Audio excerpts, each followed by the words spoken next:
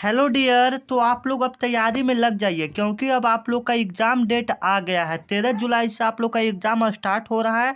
तो आप मेरे साथ जुड़कर सारे प्रश्नों का रिवीजन करें। और हमारे क्लास का खास बात यह है कि जो भी हम आपको पढ़ाएंगे उसका पीडीएफ आपको बिल्कुल फ्री देंगे। कैसे लेना है आपको हम बताते हैं। सबसे पहले हम यहाँ पर क्वेश्चन कर लेते हैं।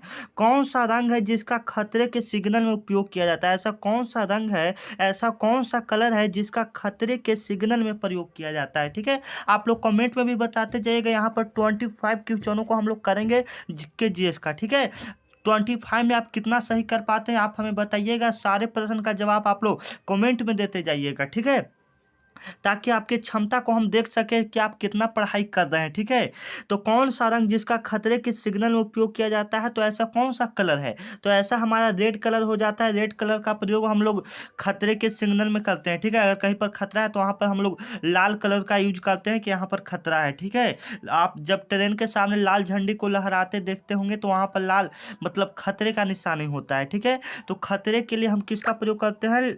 लाल रंग, रेड कलर का हम लोग प्रयोग करते हैं। ठीक है, ये याद कीजिएगा आप लोग। ठीक है, अगर आपको पीडीएफ लेना है तो डिस्क्रिप्शन में हमारा लिंक दिया गया है व्हाट्सएप ग्रुप का, आप वहाँ पर जुड़कर वहाँ से ले सकते हैं। ठीक है, या डायरेक्ट हमें मैसेज करते हैं, आपको नंबर हम बताएंगे। ठीक है, चलिए।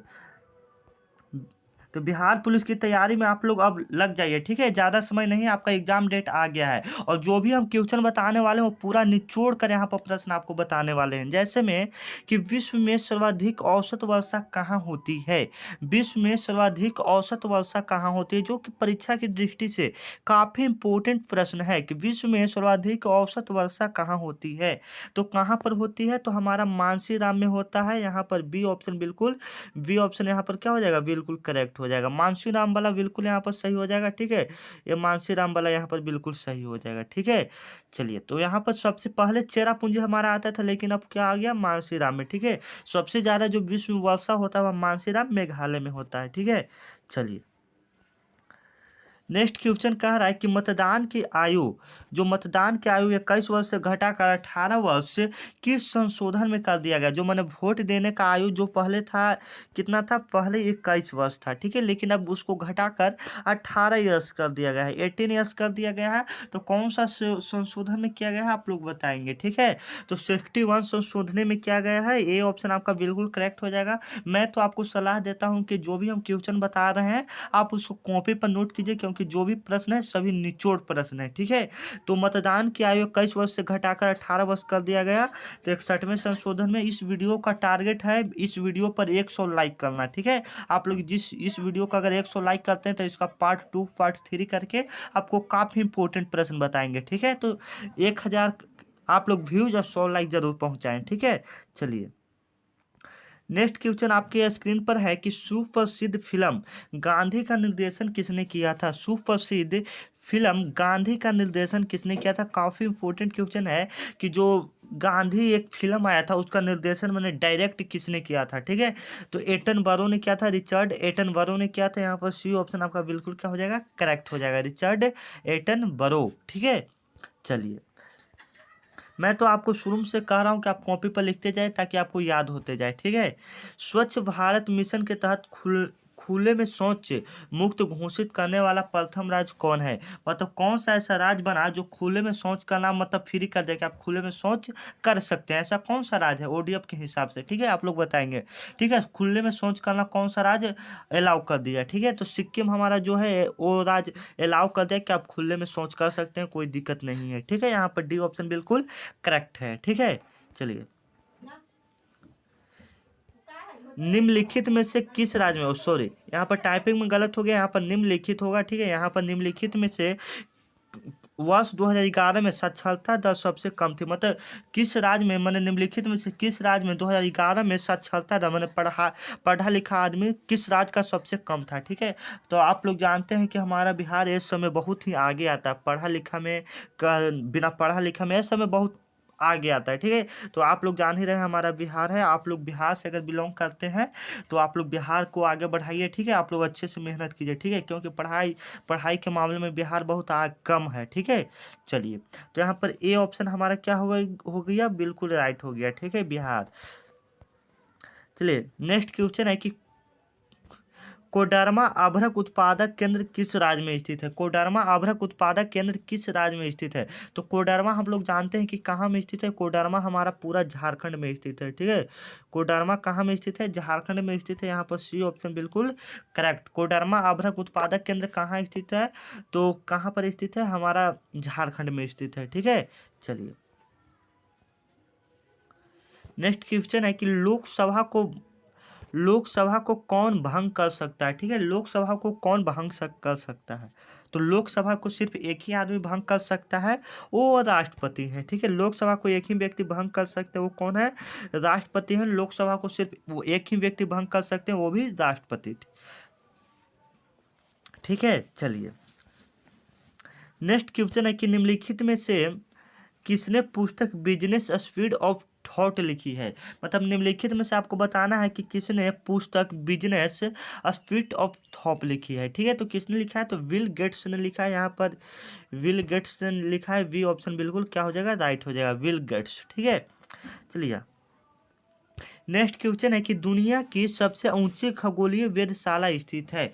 मतलब दुनिया की सबसे ऊंची खगोलीय वेधशाला कहाँ स्थित है? दुनिया की सबसे ऊंची खगोलीय वेधशाला कहाँ स्थित है, जो कि आपके लिए काफ़ी इम्पोर्टेंट है कि कहाँ स्थित है, आप लोग बताएंगे। ठीक है, तो यहाँ पर ऑप्शन देख रहे हैं, ऑप्शन लगता है यहाँ पर टाइप ही कर दिया है। देश का यहाँ पर नाम होना चाहिए था भारत, इंग्लैंड, जापान, इस तरह से। ठीक है, लेकिन यहाँ पर ऑप्शन यहाँ पर गलत टाइप कर दिया है। ठीक है, दुनिया का सबसे ऊंचा खगोलीय वेधशाला स्थित है, तो भारत में स्थित है। डायरेक्टली आंसर हम आपको बताना चाहते हैं, भारत में स्थित है। ठीक है, भारत में स्थित है।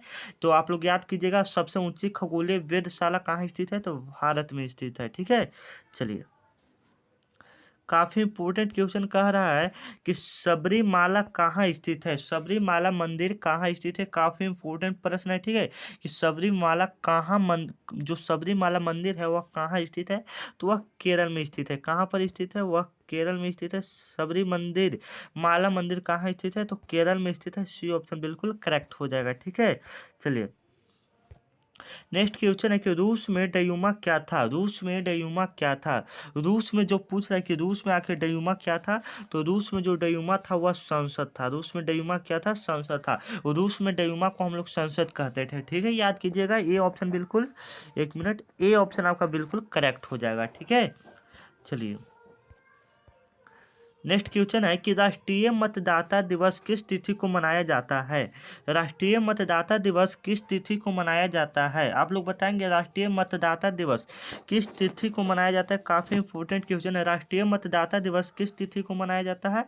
तो 25 जनवरी। ठीक है, 25 जनवरी को मनाया जाता है। डी ऑप्शन हमारा बिल्कुल राइट हो जाएगा। डी ऑप्शन हमारा बिल्कुल राइट हो जाएगा। 25 जनवरी को मतदाता दिवस मनाया जाता है। ठीक है, नेक्स्ट क्वेश्चन कह रहा है कि पूर्व योजना आयोग अब क्या कहलाता है? पूर्व योजना आयोग अब क्या कहलाता है? ठीक है, पहले योजना आयोग कहा जाता था, लेकिन अब उसको क्या कहा जाता है? तो अब उसको नीति आयोग कहा जाता है। ए ऑप्शन बिल्कुल करेक्ट है, उसको अब नीति आयोग कहा जाता है। ठीक है, चलिए नेक्स्ट क्वेश्चन है कि भारतीय संविधान का कौन सा भाग मूल अधिकारों के बारे में है?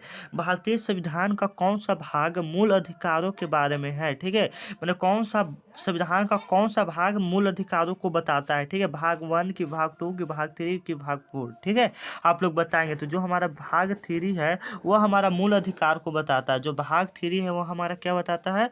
मूल अधिकार को बताता है। ठीक है, चलिए अभी 2:17 टाइम हो रहा है, तो आप लोग वीडियो को लाइक कर चैनल को सब्सक्राइब कर सकते हैं। ठीक है, नेक्स्ट क्वेश्चन है कि 1857 के क्रांति के समय निम्नलिखित में से कौन भारत का गवर्नर जनरल था? मतलब 1857, जो 1857 का क्रांति हुआ था उस समय भारत का गवर्नर जनरल कौन था? तो कौन था? तो लॉर्ड कैनिंग था। बी ऑप्शन बिल्कुल आपका करेक्ट है। लॉर्ड डलहौजी, मैंने भारत आजाद हुआ था उस समय का था। ठीक है, लॉर्ड रिपन तो आप लोग जान ही रहे हैं। ठीक है, तो यहाँ पर 1857 की क्रांति के समय निम्नलिखित में कौन भारत के गवर्नर जनरल थे? तो लॉर्ड कैनिंग थे। ठीक है, बी ऑप्शन बिल्कुल करेक्ट हो जाएगा। निम्न में से कौन सा शाख का औपचारिक स्रोत है? शाख का औपचारिक स्रोत है। निम्न में से कौन शाख का औपचारिक स्रोत है? ठीक है, आप लोग बताएंगे शाख का औपचारिक स्रोत है। काफी इंपोर्टेंट क्वेश्चन है, कौन शाख का औपचारिक स्रोत है? तो सहकारी समितियां जो है वह शाख का प्रमुख औपचारिक स्रोत है। ठीक है, क्या है? औपचारिक स्रोत है। ठीक है ना, नेक्स्ट क्वेश्चन है कि गांधी सागर बांध किस नदी पर स्थित है। जो गांधी सागर बांध है वह किस नदी पर स्थित है। काफी इंपोर्टेंट क्वेश्चन है कि जो गांधी सागर बांध है वह किस नदी पर स्थित है। तो वह चंबल नदी पर स्थित है। आप लोग याद कीजिएगा, बी ऑप्शन बिल्कुल करेक्ट हो जाएगा, ठीक है ना। चलिए, गांधी सागर बांध किस नदी पर स्थित है, तो चंबल, फिर से हमारा वही क्वेश्चन आ गया, ठीक है। मानस मानस टाइगर रिजर्व कहाँ है। मानस टाइगर रिजर्व कहाँ है, तो मानस कह दे या टाइगर रिजर्व, ये सब कहाँ पर ज़्यादा ये सब जो रहता है वह कहाँ पर रहता है, असम में रहता है, ठीक है। वह ज़्यादातर कहाँ पर रहता है, असम में रहता है, इसलिए डी ऑप्शन यहाँ पर बिल्कुल करेक्ट हो जाएगा, असम।